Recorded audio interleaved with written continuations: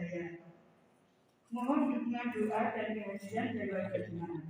Kita akan memasuki dalam liturgi.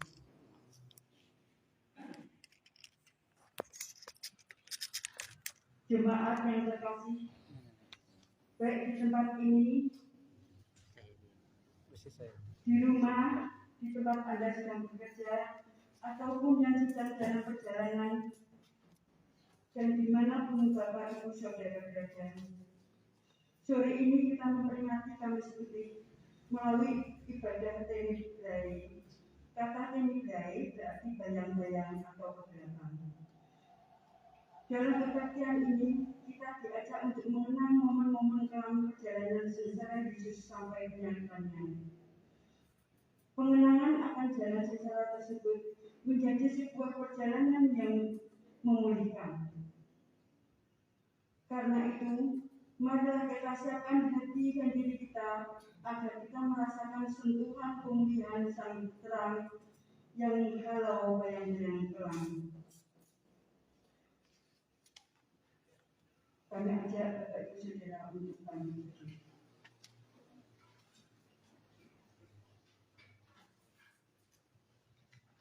Inilah firman itu.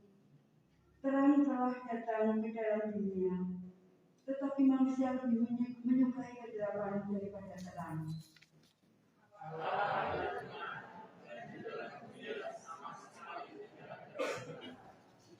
Sebab Allah mengutus anak-anaknya ke dalam dunia, bukan untuk menghakimi dunia. Sebab barang siapa berbuat jahat, ia membenci terang dan tidak datang kepada terang itu, supaya perbuatan-perbuatannya yang jahat itu tidak nampak.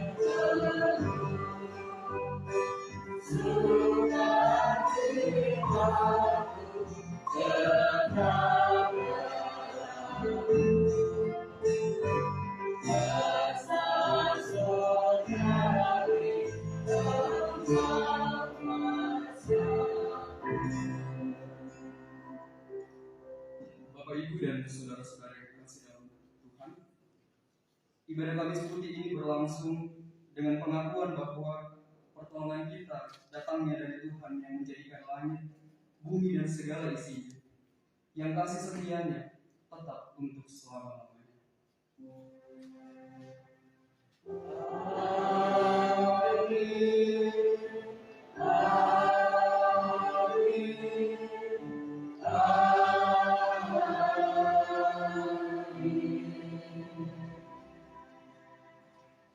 Kasih karunia, damai sejahtera, dan cinta kasih Allah Bapa, Putra, Roh Kudus beserta dengan Bapak Ibu dan saudara sekalian. Amin.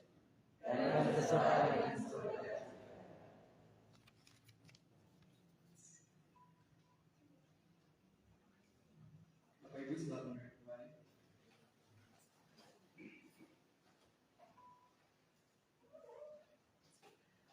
Saat ini kita akan merenungkan firman kebenaran Tuhan. Kita akan merefleksikan Kamis Putih ini. Namun sebelum itu, Mari kita minta kekuatan dari Tuhan. Kita satu dalam doa. Kita berdoa.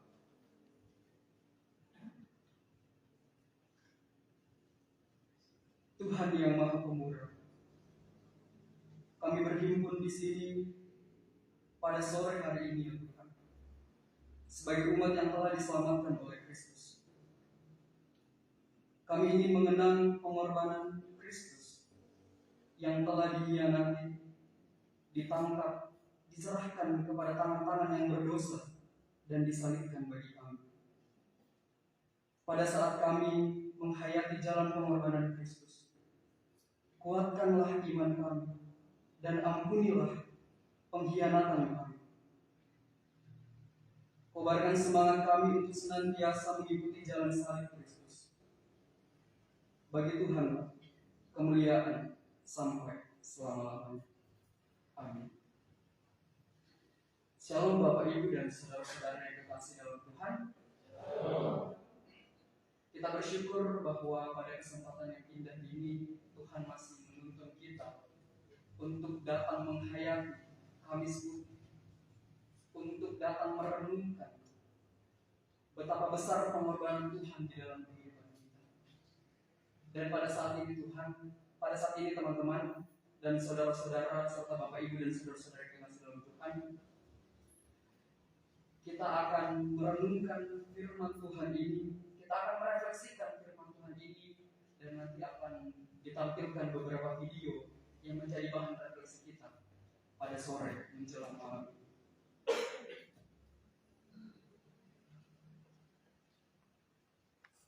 Kita akan melihat video yang pertama.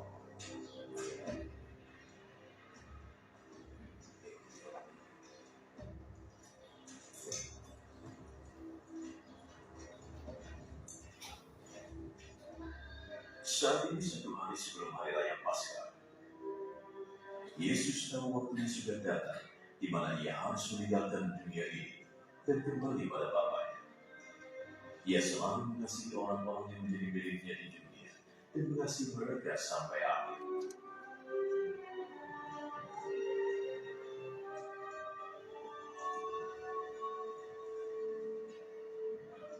Yesus dan murid-muridnya sedang makan malam. Iblis sudah dimasukkan dalam hati Yudas, putra Simon Iskariot, tugasnya untuk mengkhianati Yesus. Yesus tahu bahwa sudah menyerahkan kekuasaan kepadanya. Ia tahu bahwa ia datang dari Allah dan akan kembali kepada Allah.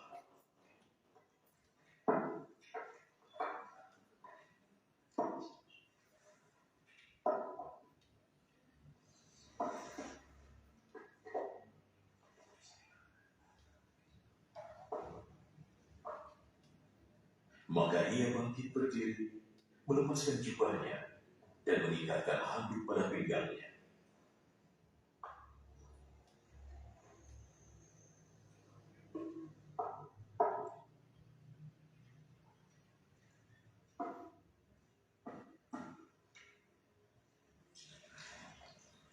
Lalu ia menuang air ke dalam sebuah baskom dan mulai membasuh kaki murid-muridnya dan mengirimkannya dengan handuk di pinggangnya.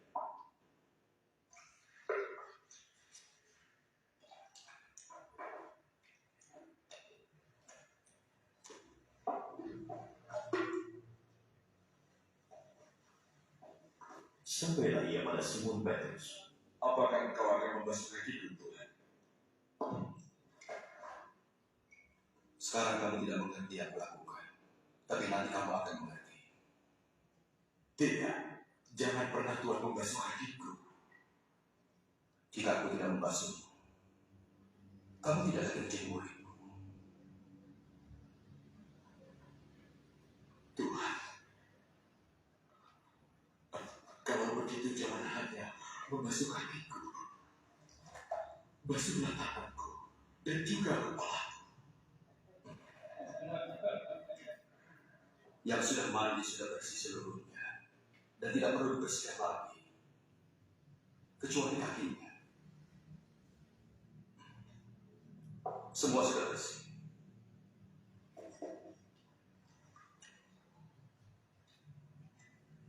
Kecuali satu,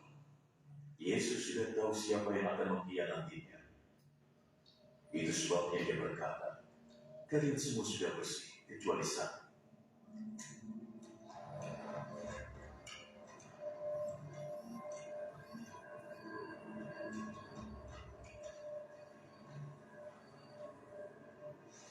Setelah Yesus membasuh kaki mereka, ia segera mengenakan jubahnya lagi dan kembali ke tempatnya semula di meja. Mengertikah kalian yang baru saja kulakukan? Kalian memanggilku guru dan Tuhan, dan panggilan itu sudah benar, sebab aku memang demikian. Jika aku sebagai guru dan Tuhan membasuh kaki kalian, maka kalian wajib juga saling membasuh. Aku memberi teladan kepada kalian, supaya kalian melakukan yang sudah kulakukan. Aku berkata yang sesungguhnya, seorang hamba tidak lebih besar dari tuannya, dan utusan tidak lebih besar dari yang mengutusnya. Karena kalian sudah mengetahuinya, kalian akan merasa bahagia jika kalian melakukannya.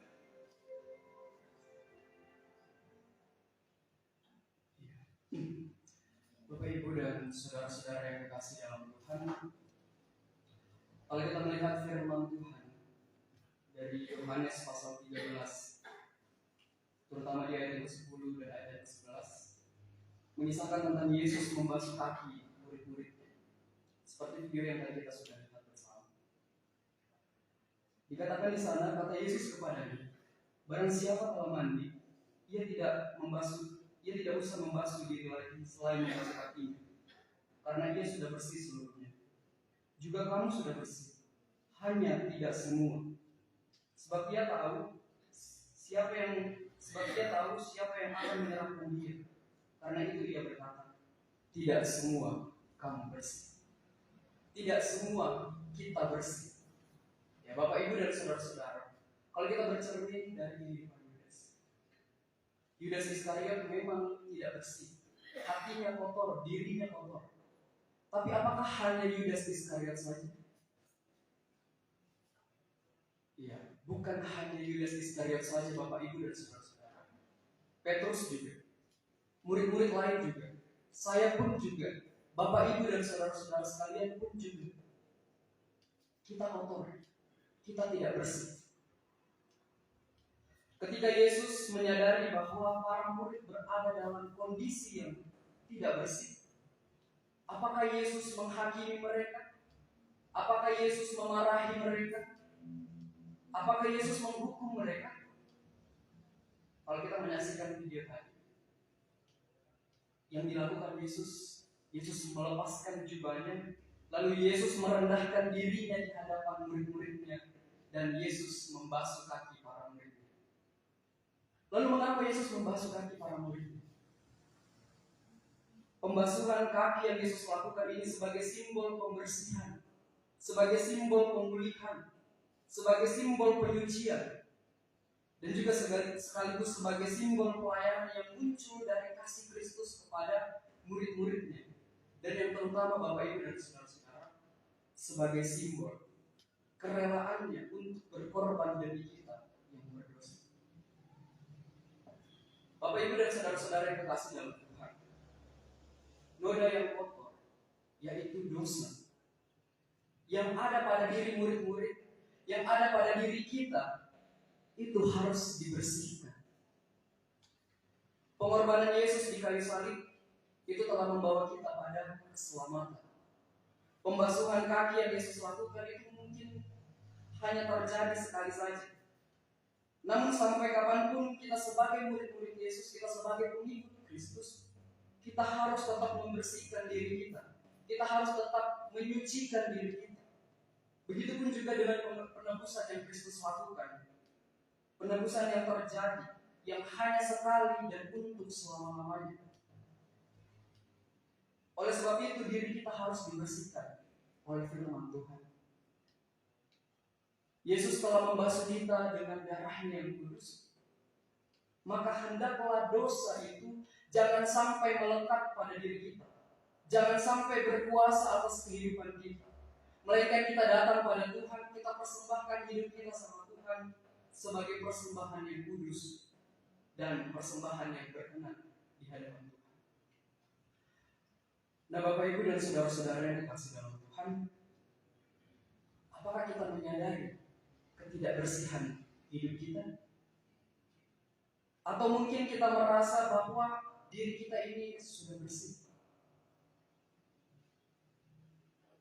Apakah kita menyadari bahwa kita bisa menjadi bersih? Bukan karena kehebatan kita, bukan karena kemampuan diri kita sendiri untuk menjadi kudus, bukan karena seberapa berimannya kita di hadapan Tuhan, seberapa rohaninya kita di hadapan Tuhan, tetapi semata-mata karena pengorbanannya, karena penyuciannya, karena pemulihan dari Kristus bagi umatnya.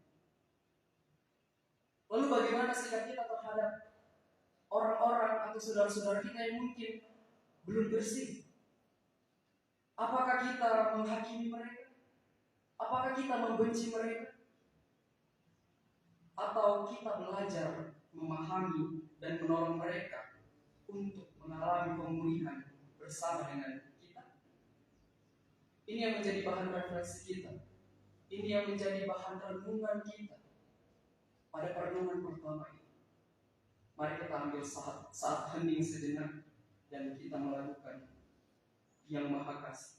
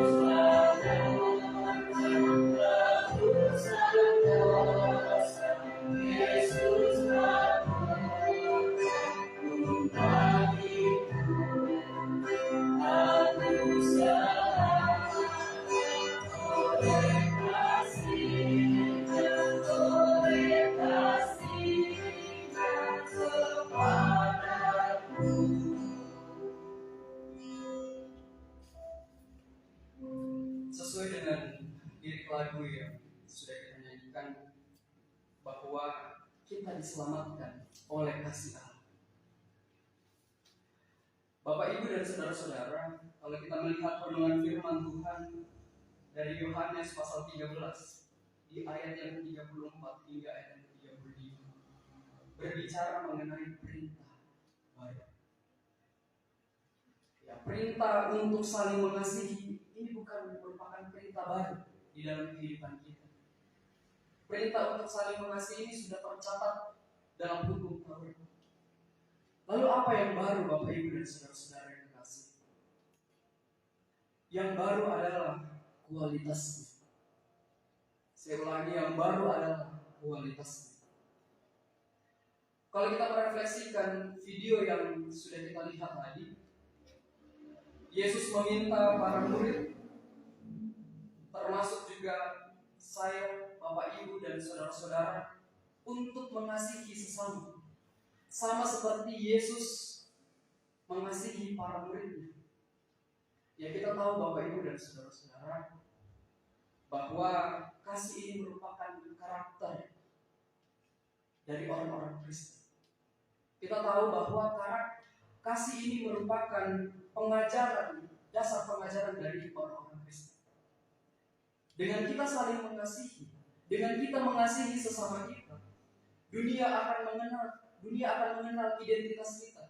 Dunia akan mengenal siapa kita. Dunia akan tahu bahwa kita adalah murid-murid Yesus. Dunia akan tahu bahwa kita adalah pengikut Kristus.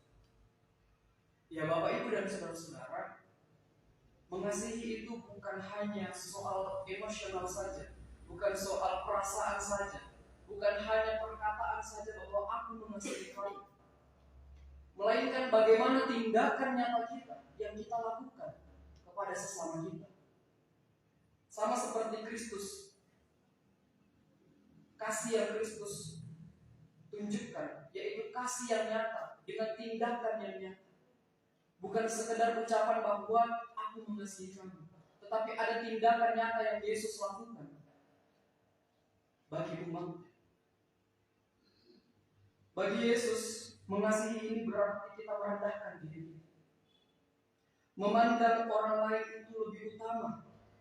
Mengasihi itu berarti kita memandang orang itu lebih penting dari diri kita sendiri. Mengasihi sesama itu berarti kita memprioritaskan pelayanan kita kepada sesama kita.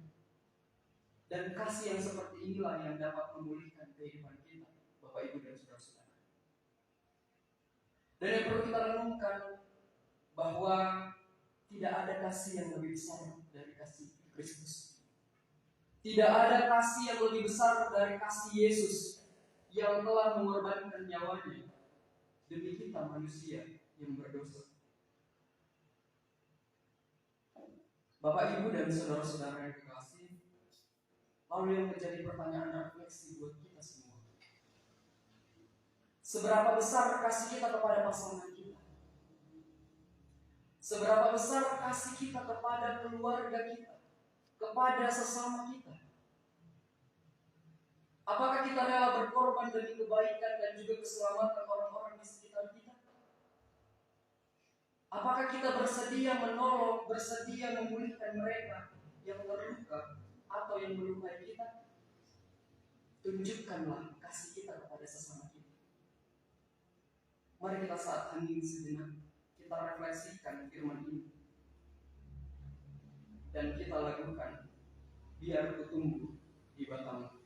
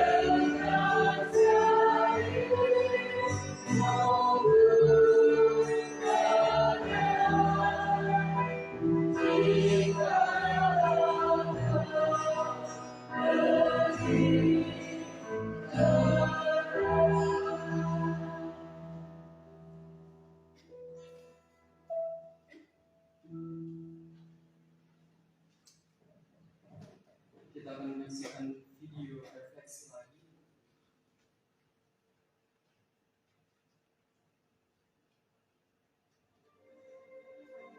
Yang kukatakan ini bukan mengenai kalian. Aku tahu siapa yang dipilih. Tetapi Alkitab harus digenapkan. Orang yang makan bersamaku akan melawan aku. Aku menyampaikan sekarang sebelum terjadi. Supaya jika terjadi, kalian akan percaya bahwa akulah aku. Aku berkata yang sesungguhnya, siapa yang menerima orang yang kuutus, dia juga menerima aku. Dan siapa yang menerima aku, menerima dia yang mengutus.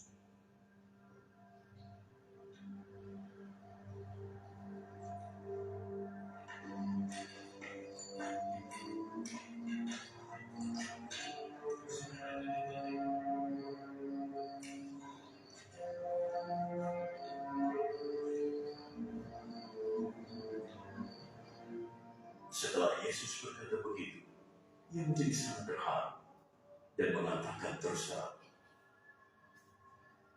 Aku berkata yang sesungguhnya, salah satu dari kalian akan mengkhianatiku.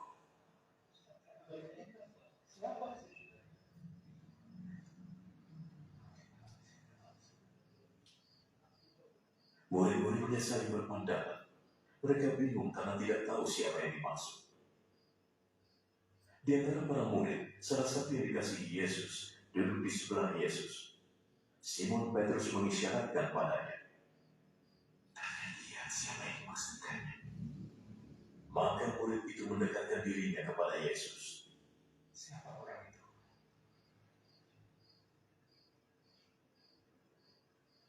Orang yang akan memberikan roti yang celup ke mangkuk. Dialah orangnya.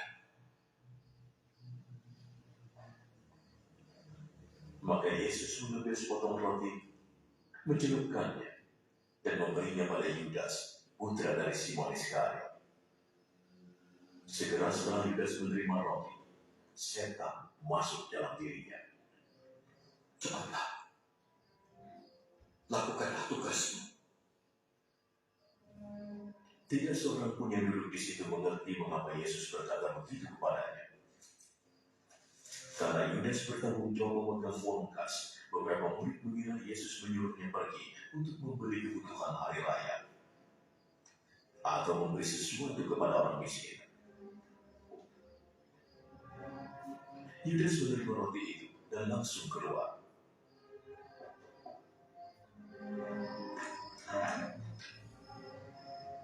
Hari sudah malam.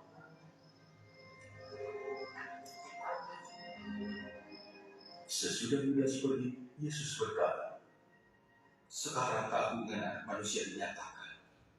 Sekarang keagungan Tuhan dinyatakan melalui dia. Dan jika keagungan Tuhan dinyatakan melalui dia, maka Allah akan menyatakan keagungan anak manusia dalam dirinya. Dan akan segera dilakukan.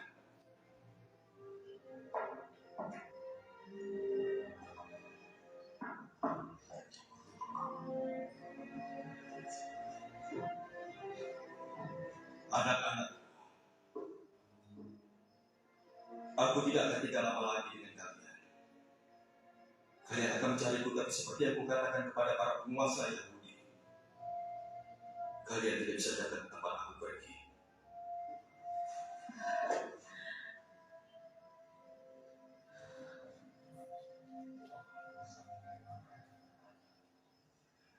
Sekarang aku beri kalian perintah baru. Kasihilah satu sama lain. Seperti aku mengasihi kalian, kalian juga harus saling mengasihi. Jika kalian mengasihi satu sama lain, maka semua orang akan tahu bahwa kalian murid-muridku. "Engkau mau kemana, Tuhan?" Sekarang kau tidak bisa ikut kemana aku pergi. Tapi nanti kau akan mengikuti. "Mengapa sekarang aku tidak bisa ikut? Aku siap mati untuk Engkau."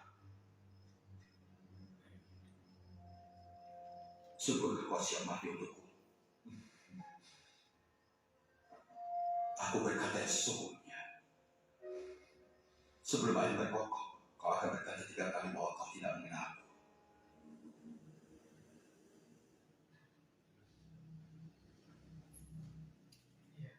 Mungkin dilanjutkan dengan pemutaran video selanjutnya.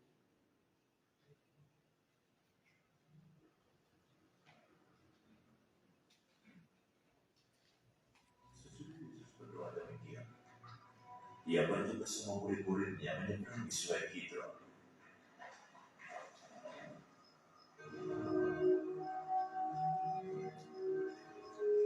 Di situ ada sebuah taman. Lalu Yesus dan murid-muridnya masuk ke sana.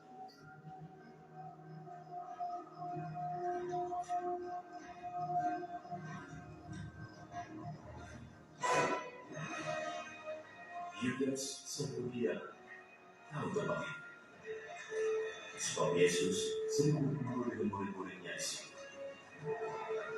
Maka Yudas pergi ke taman itu, membawa pasukan tentara Romawi dan penguasa rumah Tuhan yang disuruh imam-imam kepala dan kaum Farisi. Mereka bersenjata dan sedang orang teror dan bom.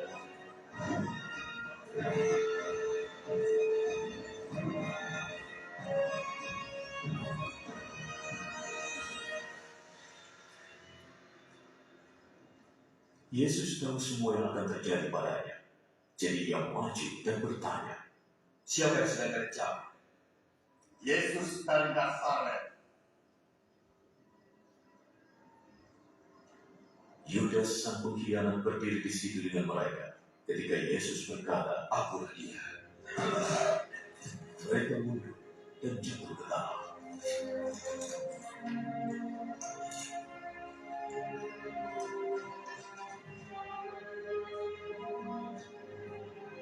Yesus bertanya lagi pada mereka, Siapa yang kalian cari? Yesus dari Nazaret. Sudah aku katakan akulah dia. Jika aku yang kalian cari, biarkan mereka pergi. Dia berkata begitu, supaya terjadilah apa yang pernah dikatakannya. Bapa, aku tidak kehilangan satupun dari mereka yang engkau berikan kepadaku. Simon Petrus yang membawa sebilah pedang mencabutnya, lalu membunuh telinga kanan hamba Imam Agung sampai putus. Nama hamba itu adalah Malkus. Kembalikan pedangmu ke tempatnya. Kau pikir aku tidak akan minum di halaman beritaan yang diberikan Bapa kepadaku?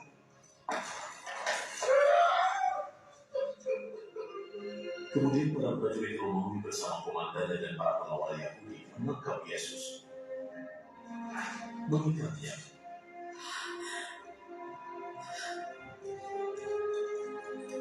dan membawanya menghadap Annas. Dia adalah mertua Kayafas yang menjadi imam agung tahun itu. Kayafaslah yang menasihati para penguasa Yahudi bahwa akan lebih baik jika satu orang mati untuk seluruh bangsa.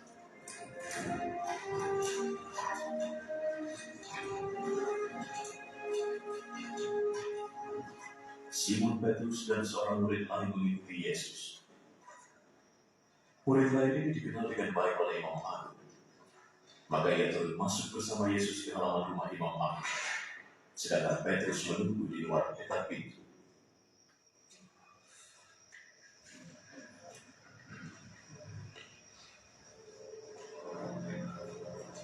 Lalu murid lain ini kembali keluar, bicara dengan wanita penjaga pintu dan membawa Petrus masuk. Kau juga salah satu murid orang itu, kan? Tidak. Bukan aku. Udaranya dingin, jadi para pelayan dan pengawal menyalakan api arang dan mengelilinginya untuk menghangatkan tubuh. Maka Petrus ke sana dan berdiri di sana, menghangatkan tubuh. Imam Agung menanya Yesus tentang murid-muridnya dan tentang ajarannya. Yesus menjawab, Aku selalu bicara secara terbuka di muka umum. Aku mengajar di rumah-rumah ibadat dan rumah Tuhan tempat orang berkumpul. Aku tidak pernah sembunyi-sembunyi. Lalu mengapa kau bertanya padaku? Tanyalah mereka yang mendengar apa saja yang kukatakan. Mereka tahu yang kukatakan. Beraninya kau bicara begitu pada Imam Agung?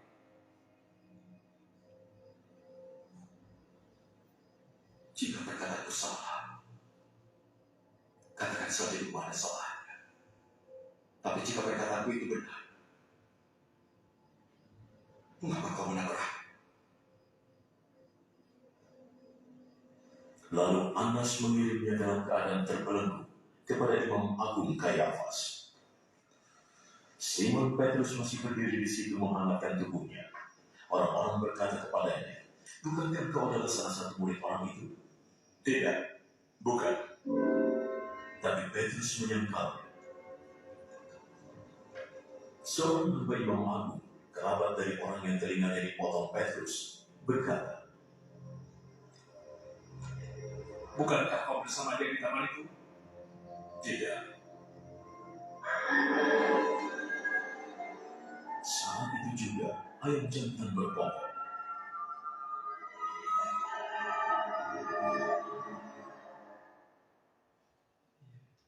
Bapak, Ibu, dan saudara-saudara yang dikasihi dalam Tuhan, kalau kita melihat dua video yang telah kita ditampilkan, pada waktu itu hari sudah malam, hari sudah gelap. Nampaknya hidup gelap juga mulai merasuk pada diri Petrus dan diri Yudas.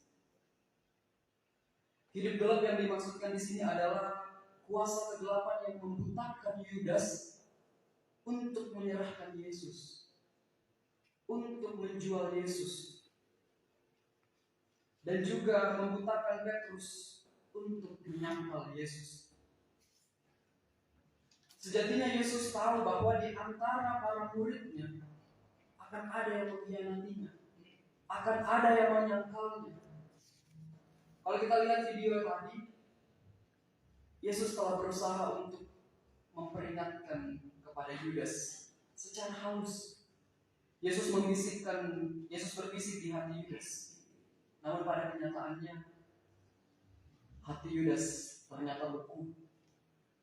Karena ada ambisi untuk menjalankan rencana gelapnya. Karena ada ambisi untuk menjual Yesus, untuk berkhianat pada Yesus. Begitupun juga dengan Petrus. Yesus mengingatkan kepada Petrus, namun rasa percaya dalam diri Petrus membuat dia menyepelekan apa yang Yesus katakan. Bapak, Ibu, dan saudara-saudara yang berkasih dalam Tuhan, hati-hati dalam menghadapi godaan si gelap. Kegelapan itu bisa saja datang merasuk dalam diri kita. Iblis itu sangat-sangat licik. Ketika kita terlena untuk melakukan dosa, ketika kita terlena untuk melakukan hal yang tidak berkenan di hadapan Tuhan, maka dengan mudah iblis mengelabui kita. Dengan mudah ia menjerumuskan kita untuk melakukan dosa.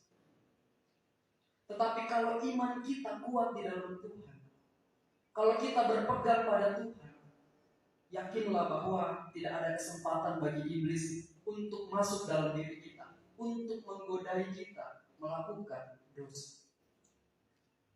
Yakinlah Bapak, Ibu, dan saudara-saudara bahwa Roh Kudus akan memampukan kita dan menyadarkan kita. Tinggal bagaimana kita meresponnya dengan baik, yaitu dengan bersedia menerima teguran Tuhan, dan bagaimana kita peka terhadap Roh Tuhan. Suaramu kudengar.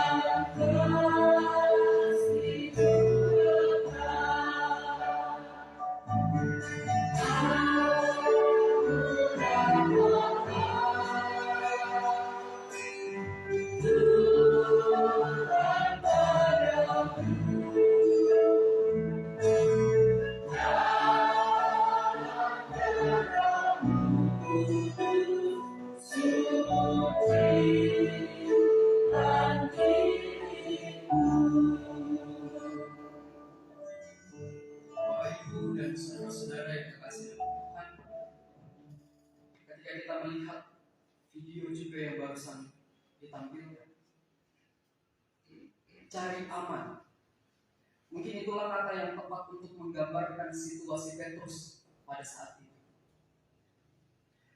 Kita bisa melihat dalam video tadi bahwa dalam kondisi terjepit, dalam kondisi kepepet, dalam kondisi yang penuh dengan ketakutan, orang lain dikorbankan. Lalu di mana janji setia para murid kepada Yesus? Pada saat itu mereka telah mengabaikan kesetiaan mereka kepada Yesus. Semua yang mereka lakukan itu demi keuntungan mereka sendiri. Semua yang mereka lakukan demi keselamatan diri mereka masing-masing. Berbeda dengan sikap Yesus. Kalau kita melihat ketika Yesus dan para muridnya diserang di taman Getsemani oleh serombongan prajurit bersenjata, apa yang dilakukan oleh Yesus? Apakah Yesus cari aman? Apakah Yesus mengorbankan murid-muridnya?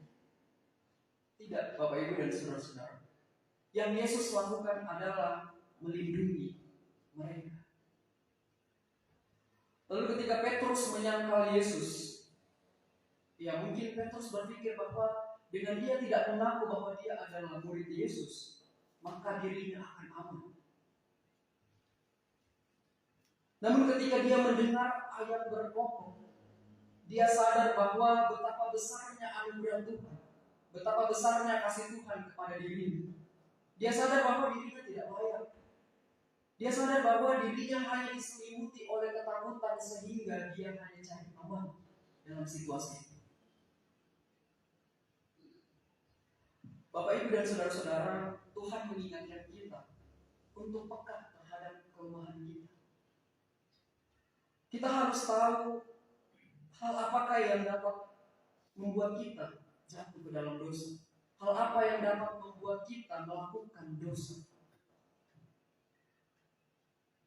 Seperti Petrus mungkin tidak sadar bahwa dirinya penakut, dirinya lemah. Kita pun juga begitu. Kadang kita tidak sadar untuk melakukan dosa di hadapan Tuhan. Apalagi ketika kita mencoba untuk mengkhianati Yesus. Apalagi ketika kita mencoba untuk berpaling dari Yesus, menjual Yesus. Dan dalam situasi yang sama dengan murid-murid, Bapak Ibu dan saudara-saudara, kesetiaan kita pun saat ini diuji. Apakah kita benar-benar setia dengan Kristus? Ataukah kita hanya menjadi pengikut Kristus yang sekedar identitas saja? Bisa dibilang Kristen KTP.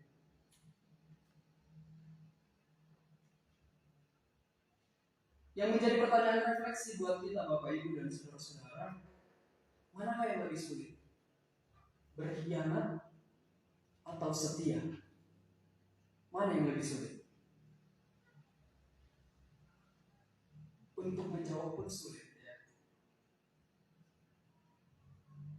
Ya Bapak Ibu dan saudara-saudara, jangan sampai kita salah melangkah.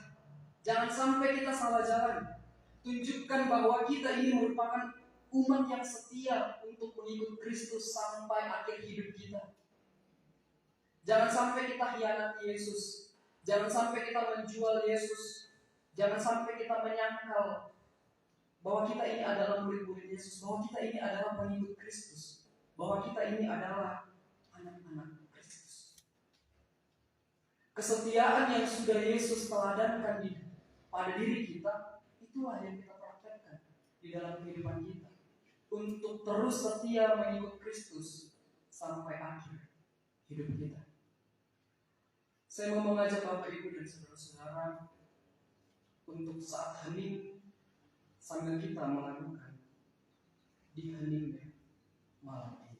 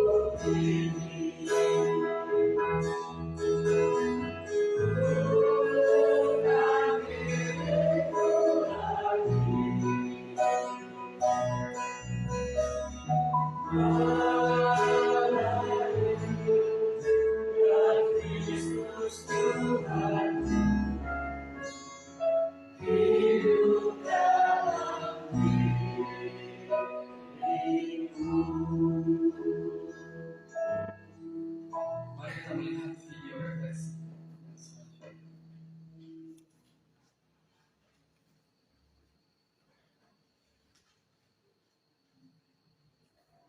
Kemudian Pilatus menyuruh orang untuk mencambuk Yesus. Para prajurit membuat mahkota dari ranting berduri dan memasangnya di kepalanya. Lalu mereka memakaikan dia jubah ungu dan berkata padanya, "Itu sebagai orang Yahudi." Kemudian mereka menampari dia.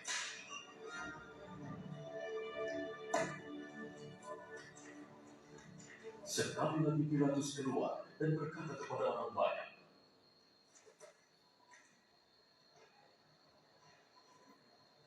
"Dengar, aku membawanya ke hadapan kalian, supaya kalian tahu aku tidak menemukan alasan apapun untuk menghukumnya. Lihat, inilah orang itu." Maka Yesus dibawa keluar, mengenakan mahkota berduri dan jubah ungu. Salibkan dia! Ya, salibkan dia! Salibkan dia!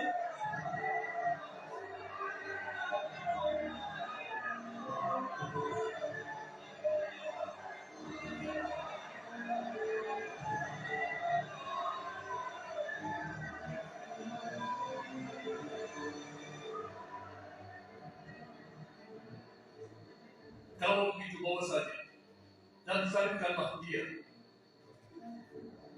Aku tidak menemukan alasan untuk menghukumnya. Menurut hukum kami, ia harus dihukum mati, sebab ia mengaku sebagai anak Allah.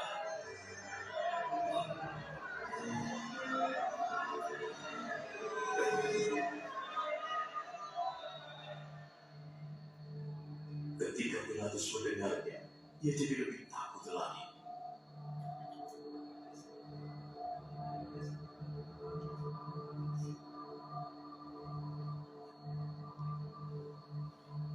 Ia kembali ke istana dan bertanya kepada Yesus. Dari mana asalmu? Tapi Yesus tidak menjawab. Kau tidak mau bicara padaku. Ingatlah, aku punya kuasa untuk membebaskanmu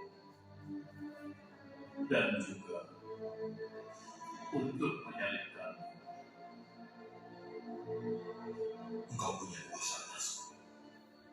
hanya karena Tuhan memberikan kepadamu. Maka orang yang memperhatikan aku kepadamu, dosanya lebih besar darimu. Ketika Pilatus mendengarnya, ia mencari cara untuk melepaskan Yesus. Jika kau melepaskannya, berarti kau bukanlah sahabat Kaisar.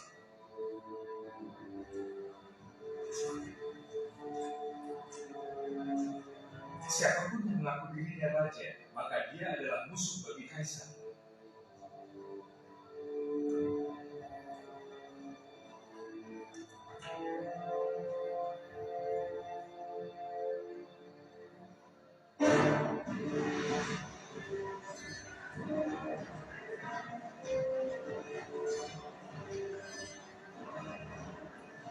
Ketika Pilatus mendengarnya, ia membawa Yesus keluar, lalu duduk di kursi pengadilan di tempat bernama Lantai Batu.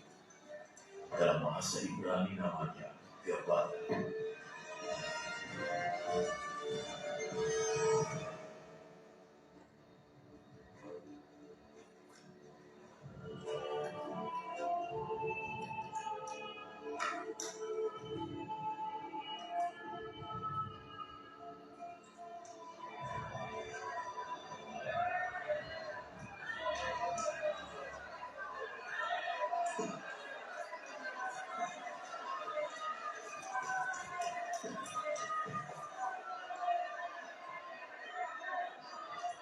Waktu itu hampir pukul 12 hari sebelum Paskah. Pilatus berkata pada mereka, Inilah raja kalian. Bunuh dia.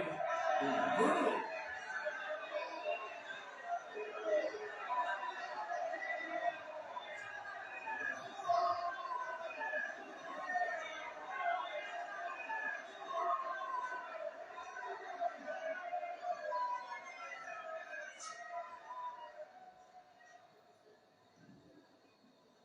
Kalian ingin aku menyalibkan raja kalian? Satu-satunya raja yang kami miliki hanya Kaisar. lalu Pilatus menyerahkan Yesus kepada mereka untuk disalibkan.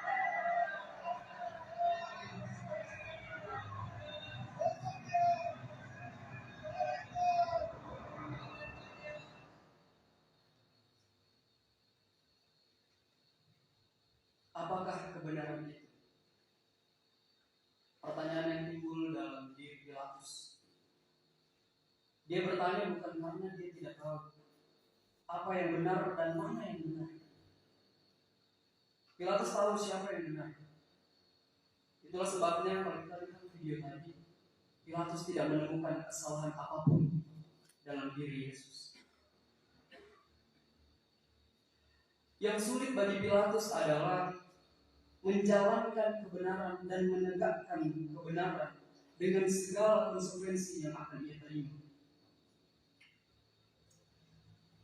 Ketika Pilatus sadar bahwa tindakan untuk membebaskan Yesus hanya akan membuat dirinya terancam, yaitu mungkin dia dibenci atau hilangnya kepopulerannya, Pilatus akhirnya memilih untuk tidak berpihak pada kebenaran itu. Bapak, Ibu, dan saudara-saudara yang dikasihi dalam Tuhan,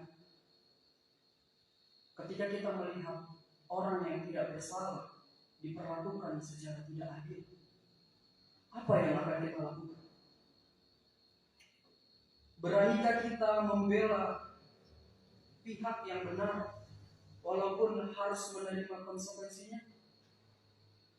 Berani Bapak, Ibu, dan saudara-saudara membela pihak yang benar walaupun kita menerima konsekuensinya? Mana yang kita pilih Bapak, Ibu, dan saudara-saudara? Hidup dalam kebenaran dengan konsekuensi yang akan kita terima, atau hidup dalam kebohongan?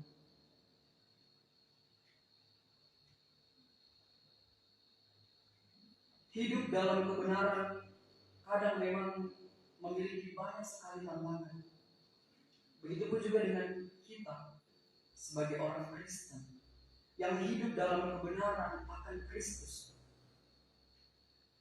Banyak orang yang membenci kita, Banyak orang yang mengucilkan kita, banyak orang yang membenci kita, yang mengolok-olok kita, karena kita hidup dalam kebenaran akan Kristus. Tetapi orang yang teguh adalah orang yang melakukan apa yang benar. Walaupun melakukan kebenaran itu memang kadang harus menempuh jalan yang sepi. Terkadang pun jalan yang ditempuh itu sungguh tidak mudah. Tetapi itulah yang diinginkan Tuhan, Bapak Ibu dan Saudara-saudara, yaitu agar kita dapat melalui itu semua.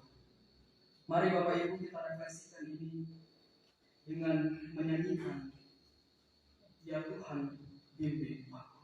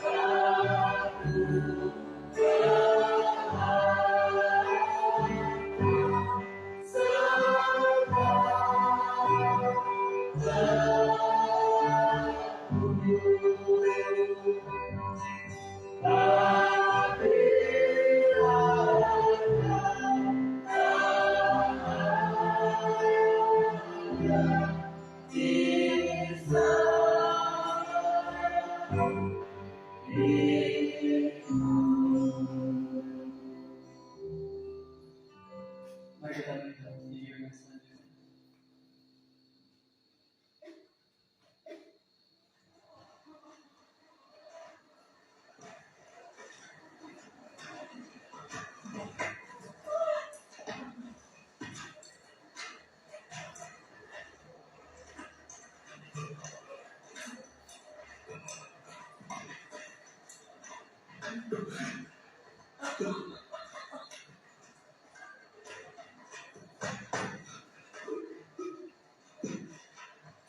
Mereka membawa Yesus pergi. Yesus keluar, memegang salibnya menuju tempat yang disebut sebagai tempat tengkorak.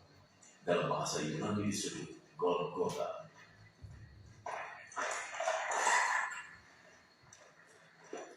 Di sana mereka menyalibkannya. Mereka juga menyalibkan dua orang lainnya, masing-masing di kiri kanan. Yesus berada di tengah.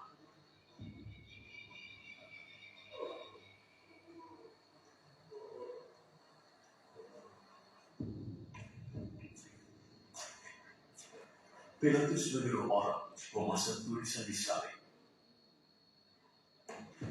Yesus dari Nazaret, Raja orang Yahudi. Itulah yang ditulisnya.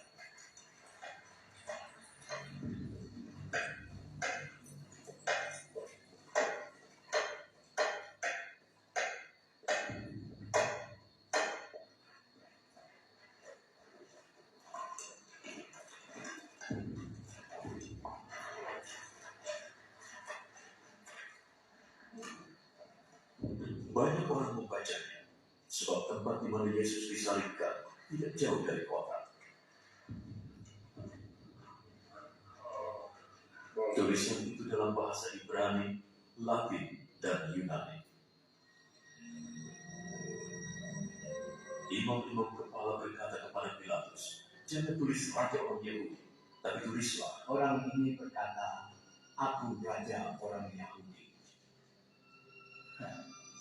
Yang sudah aku tulis tetap tertulis.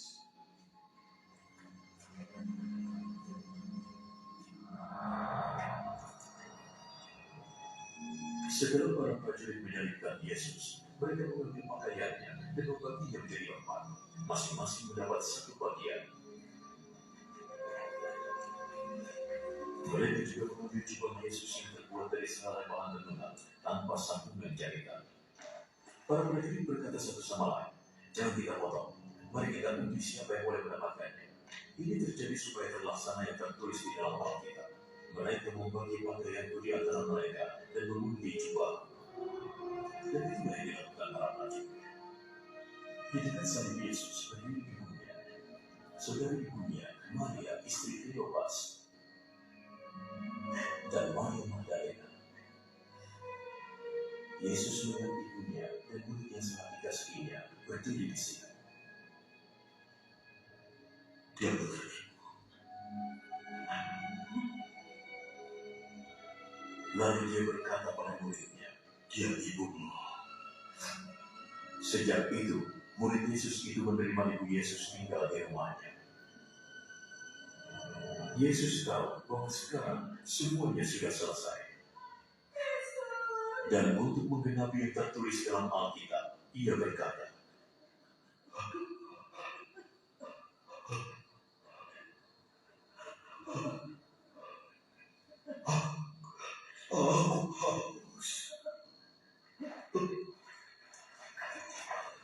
di situ ada mangkuk berisi anggur yang asam.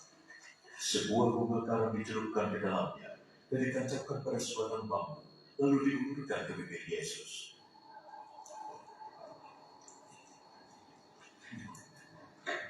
Yesus minum anggur itu.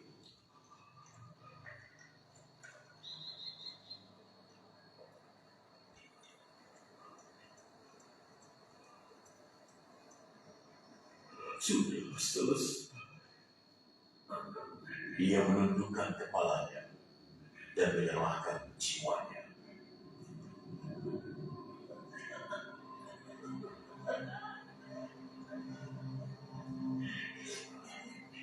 Para penguasa Yahudi meminta izin kepada Pilatus untuk mematahkan kaki orang-orang yang disalibkan itu dan menurunkan jenazah mereka dari kayu salib. Mereka memintanya karena saat itu mereka tidak ingin jenazah-jenazah itu tergantung di kayu salib pada hari Sabat, apalagi Sabat kali ini adalah perayaan khusus. Maka para prajurit mematahkan lebih dulu kaki orang pertama, kemudian orang kedua yang disalibkan bersama Yesus. Ketika mereka sampai kepada Yesus, mereka melihat ia sudah meninggal, jadi mereka tidak mematahkan kakinya. Tapi salah satu prajurit menusuk lambung Yesus dengan tombak.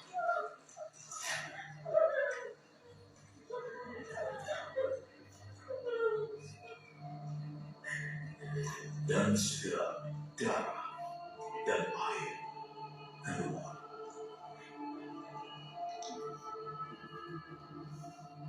Orang yang melihat kejadian tersebut memberitakannya supaya kalian juga percaya. Kesaksiannya itu benar dan dia tahu bahwa yang dikatakannya benar. Ini terjadi supaya Alkitab digenapi. Tidak satu pun tulangnya akan dipatahkan. Di dalam Alkitab juga tertulis, orang akan memandang dia yang sudah mereka tinggal.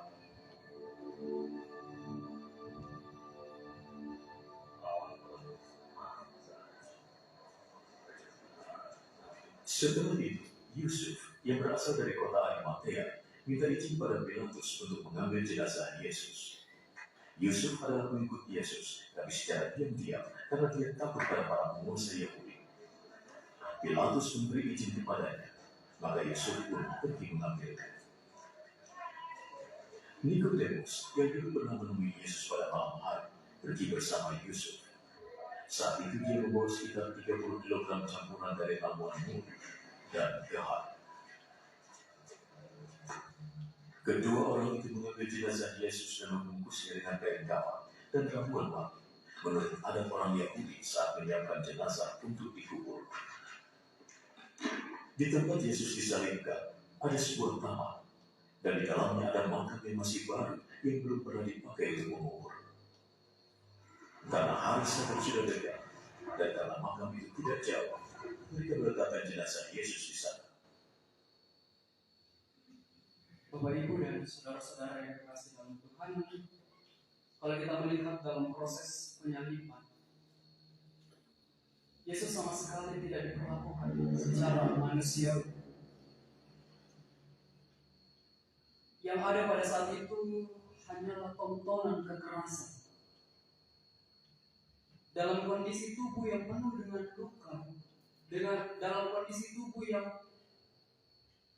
penuh dengan darah yang menetes dari mahkota dirinya, Yesus masih harus memikul salib yang sangat-sangat berat.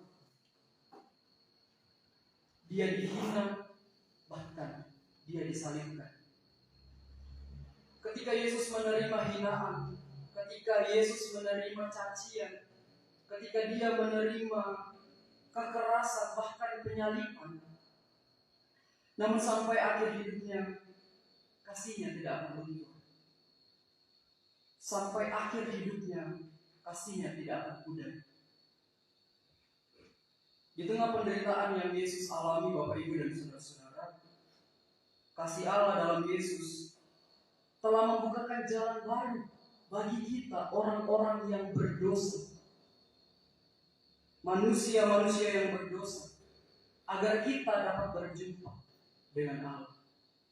Ya Bapak Ibu dan saudara-saudara, begitu baiknya Tuhan di dalam kehidupan kita. Begitu luar biasanya Tuhan kita. Saya pun bangga menjadi pengikut Kristus. Saya bangga punya Tuhan seperti Yesus. Ada satu lagu Bapak Ibu dan saudara-saudara yang mungkin bisa menjadi refleksi kita pada saat ini. Lagunya seperti ini.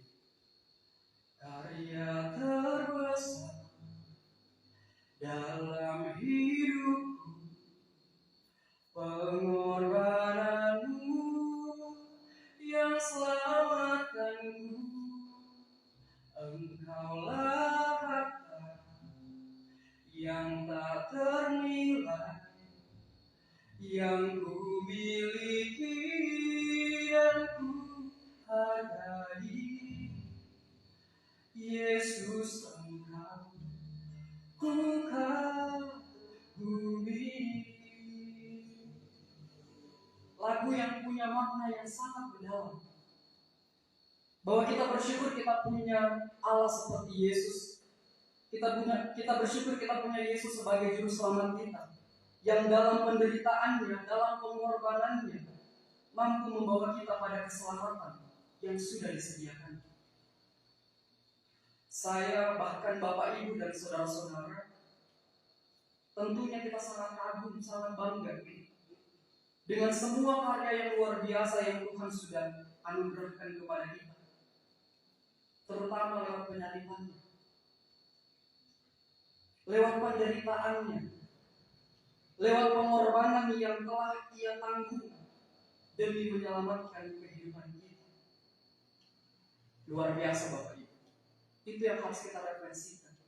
Betapa luar biasa pengorbanan Yesus bagi kehidupan kita, manusia-manusia yang penuh dengan dosa. Mari kita saat hening sejenak.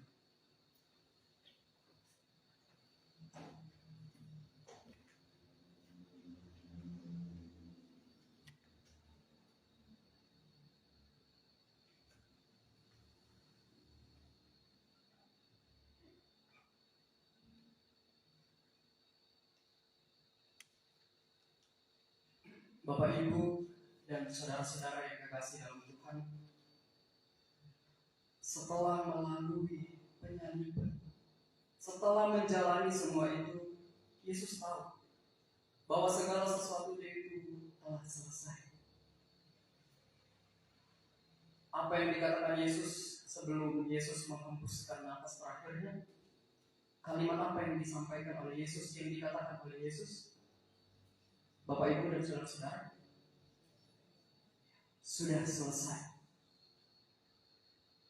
Lalu Ia menundukkan kepalanya dan menyerahkan nyawanya. Bapak Ibu dan saudara-saudara, firman sudah selesai yang diucapkan oleh Yesus menjelang kematiannya, itu memberikan keyakinan kepada kita, kepada setiap orang yang percaya kepadanya, bahwa hukuman dosa yang ditanggung oleh manusia yang berdosa telah diselesaikan oleh Yesus sebagai tanda cintanya kepada kita, sebagai tanda kasihnya kepada kita.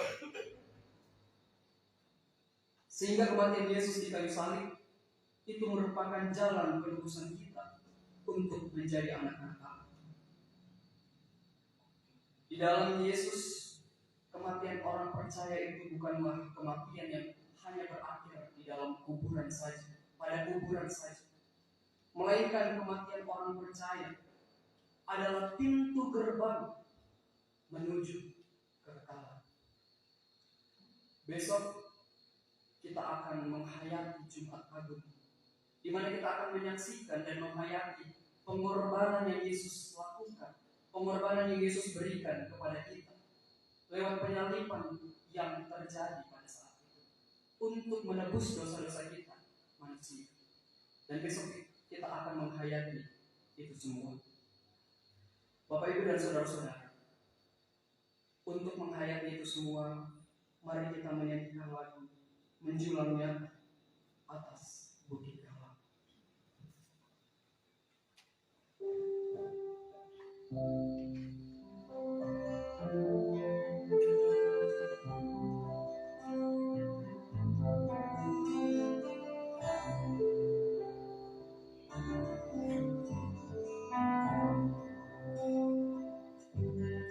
Menjulangnya atas bukit Galam yang menerang salib-Mu Tuhanku,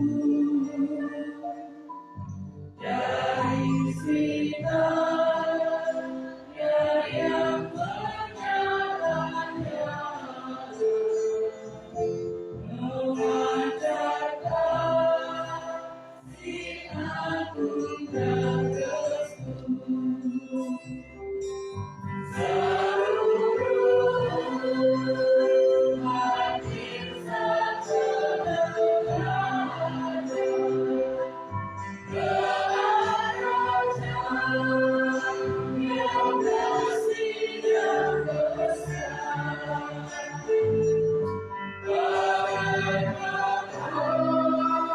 Yang darah beributan di ufuk timur pagi terdekat.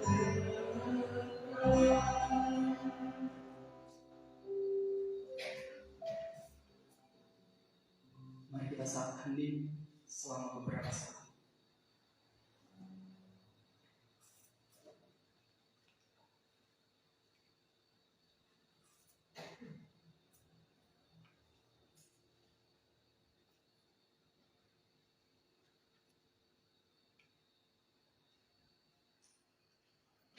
Ketika itu, tampil bait suci terbelah dua, dari atas sampai ke bawah. Kepala pasukan dan prajurit-prajuritnya yang menjaga Yesus menjadi sangat takut ketika mereka melihat gempa bumi dan apa yang terjadi. Lalu berkata, "Sungguh, orang ini adalah Anak Allah." Amin.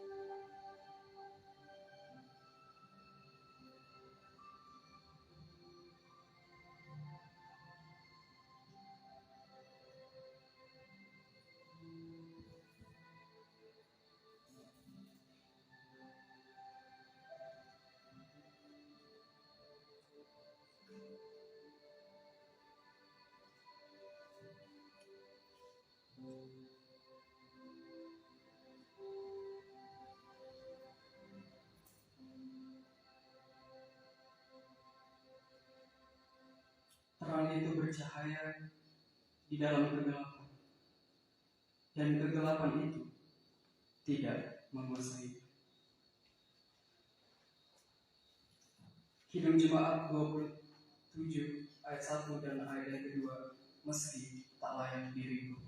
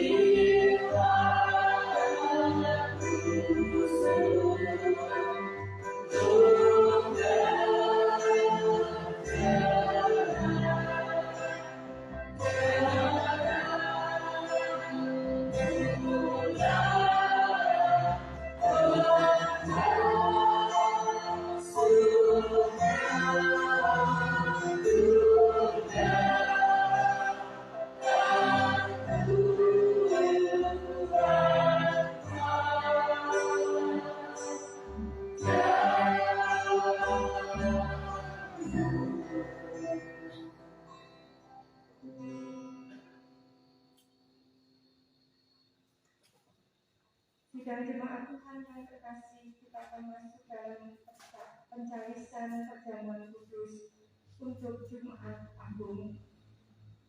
Perjamuan kudus ditetapkan oleh Tuhan Yesus sendiri untuk mengingat akan kematiannya demi meneguhkan iman. Perjamuan kudus adalah sakramen suci. Oleh karena itu, siapapun yang merayakan perjamuan kudus harus orang yang dengan sungguh-sungguh hati berniat melaksanakan kehendak Allah, mendengar akan firman Allah, dan berusaha untuk mewujudkan panggilan Allah. Firman itu demikian. Tetapi sekarang juga demikian firman Tuhan, berbaliklah kepadaku dengan segenap hatimu, dengan berpuasa, dengan menangis, dan dengan mengadu. Koyakkanlah hatimu dan jangan pakaianmu.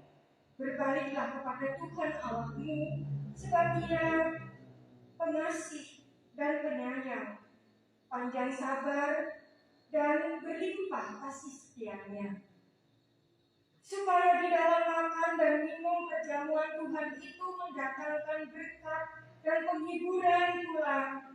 Mari kita memuji diri kita sendiri terlebih dahulu dengan sungguh-sungguh. Yang pertama, merenungkan dosa kita sendiri-sendiri dan menyesali dosa kita itu di hadapan Tuhan. Kita perlu menguji hati kita sendiri-sendiri. Apakah kita percaya bahwa semua dosa kita telah diampuni oleh sengsara dan kematian Tuhan Yesus Kristus di kayu salib yang kita renungkan dan refleksikan pada sore sampai petang ini? Yang ketiga, apakah kita ada kesungguhan hati untuk mengucap syukur kepada Tuhan Allah? Semua orang yang hatinya didapati oleh kesaksian yang demikian diterima oleh Tuhan di dalam kasih dan layak untuk mendapat bagian dalam persekutuan perjamuan Tuhan. Sebaliknya, barang siapa yang didapati dalam hatinya tidak ada kesaksian yang demikian, kepadanya perjamuan itu mendatangkan hukuman bagi dirinya sendiri. Oleh sebab itu, siapa yang mengeraskan hatinya di dalam dosa dan yang hidupnya menjadi batu sandungan, sebelum bertobat tidak diperbolehkan ikut dalam perjamuan Tuhan. Tetapi semua orang yang percaya kepada Tuhan Yesus Kristus dengan sungguh-sungguh, jangan kecil hati, karena tujuannya bukan yang diperbolehkan mengikuti perjamuan kudus hanya bagi orang-orang yang tanpa dosa, melainkan yang diperbolehkan mengikut perjamuan kudus adalah orang yang memohon kepada Tuhan Yesus dengan hati yang sungguh-sungguh menyesal akan dosanya dan meminta pengampunan dosa dan pertolongan Tuhan untuk dapat melaksanakan seluruh hukum Allah. Demikian kita bersekutu dalam perjamuan kudus pada hari Jumat Agung besok. Bagaimana dengan ibu, bapak, saudara sekalian? Jika besok bapak ibu harus masuk dalam ibadah perjamuan kudus Jumat Agung, apakah saudara semua bersedia untuk mengingat kepada Tuhan Yesus Kristus akan sengsaranya dan kematiannya di atas kayu salib yang malam hari ini Bapak Ibu telah terima, baik melalui video maupun refleksi yang disampaikan oleh saudara Agus. Kita tahu dan kita menyadari, mengingat kembali akan dosa-dosa kita yang ditebus melalui sengsaranya dari lahir hingga kematiannya. Untuk meneguhkan perjamuan kudus, renungkanlah ini dan percayakan. Percayakah saudara sekalian akan pengorbanan Tuhan Yesus Kristus yang ditetapkannya melalui perjamuan kudus pada malam menjelang ia diserahkan, yang mengambil roti, dipecah-pecahkan, dan kemudian dibagikan kepada murid-murid, juga untuk saudara. Itu adalah tubuh Tuhan Yesus Kristus yang diserahkan bagi saudara-saudara. Ia mengambil cawan dan mengucap syukur, diberikannya kepada murid-muridnya. Demikian juga kepada saudara. Apakah saudara mengakui dan percaya bahwa tubuhnya yang dikorbankan dan darahnya yang ditumpahkan adalah demi keselamatan setiap orang yang menjadi miliknya? Kita ingin sejenak. Jawaban ada dalam hati dari kesanggupan Bapak Ibu dan saudara.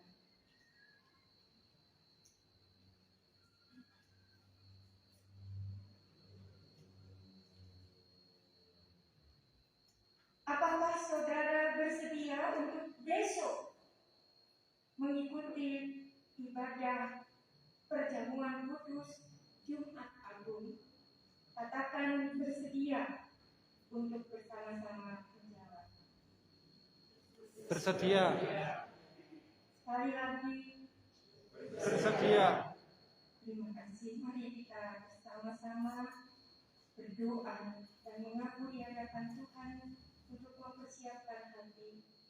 Dan besok sungguh perjamuan kudus membawa penghayatan puncak untuk masuk di dalam Paskah. Bapa di surga, kami berdoa dan mohon penyertaan Tuhan. Kami boleh merefleksikan setiap peristiwa yang telah Tuhan Yesus alami melalui penderitaan dan kematiannya. Tolonglah kami dalam persekutuan ini. Persekutukanlah kami sekalian warga jemaat-Mu ya Tuhan dengan tubuh dan darah Tuhan Yesus Kristus, supaya kami memiliki kewajiban dan melakukannya dengan sungguh-sungguh untuk hidup saling mengasihi dan tolong-menolong. Roh Tuhan Yesus Kristus sendiri kiranya mengajar kepada kami semua, supaya di dalamnya kami memuji diri sendiri-sendiri dan di dalam mengingat akan Tuhan Yesus Kristus, menjadikan nama Tuhan dimuliakan dan iman kami memperoleh kekuatan. Amin. Demikian Bapak, Ibu, dan Saudara, selamat mempersiapkan hati untuk malam hari ini dan besok bersama kita maju dalam persekutuan ibadah Jumat Agung dalam perjamuan. Tuhan memberkati.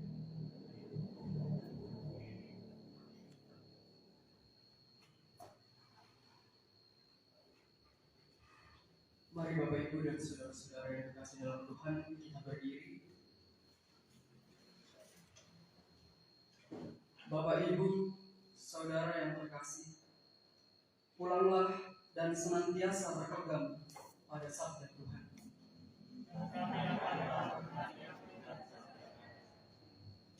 Lakukanlah dalam hidup sehari-hari, dimanapun, kapanpun, dan kepada siapapun, dan terimalah berkat dari Tuhan.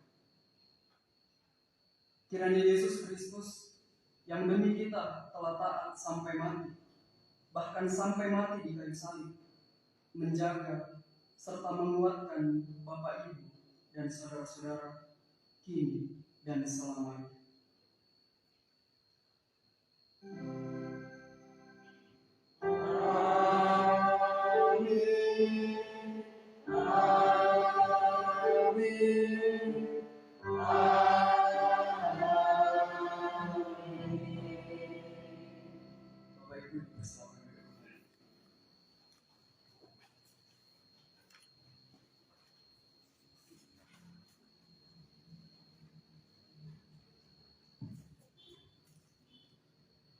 Atas nama Majelis Jemaat GKJ Besar mengucapkan terima kasih atas kerapuan kehadiran Bapak Ibu jemaat. Semoga di tahun yang akan datang kita dapat melakukannya kembali. Kita akan memulai dari Rabu Abu dan seterusnya sampai di Paskah kita akan lakukan di tahun depan. Sekali lagi kami ucapkan terima kasih dan selamat menghayati pengorbanan Tuhan, dan kita besok bersama-sama masuk dalam perjamuan kudus. Sebelum kita bersama-sama meninggalkan tempat ini, kami mohon seluruh warga jemaat yang hadir pada saat ini untuk bersama-sama maju ke depan. Kita akan dokumentasikan sebagai pengingat untuk tahun depan. Matur nuwun, Gusti berkahi.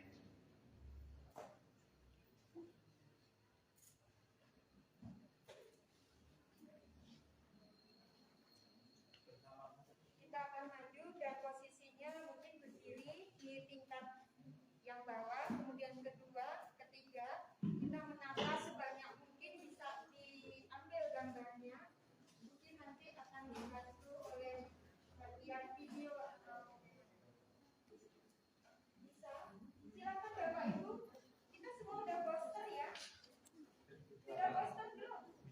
Silakan maju dan kita akan jaga jarak seminimal mungkin.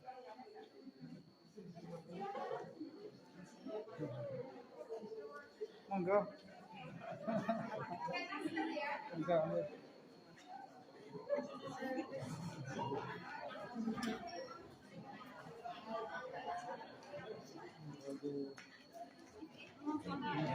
Monggo.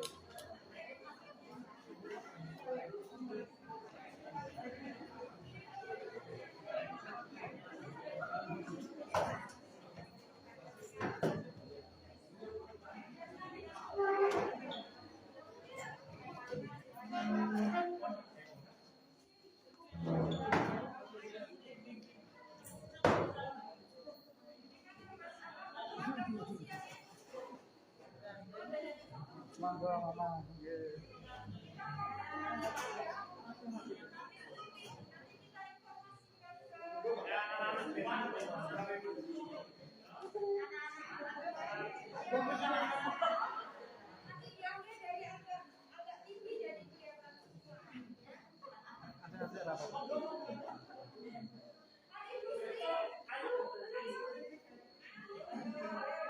Nggih.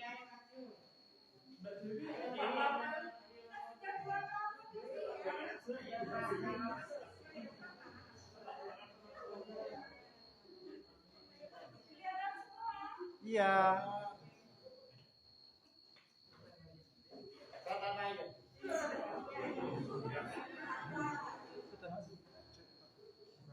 Ngadeg kok ora.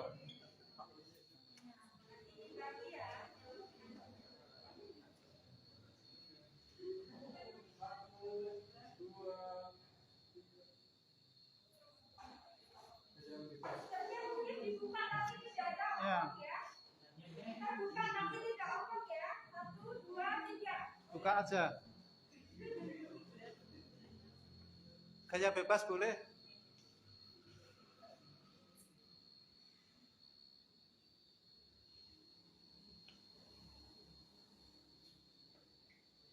Dah?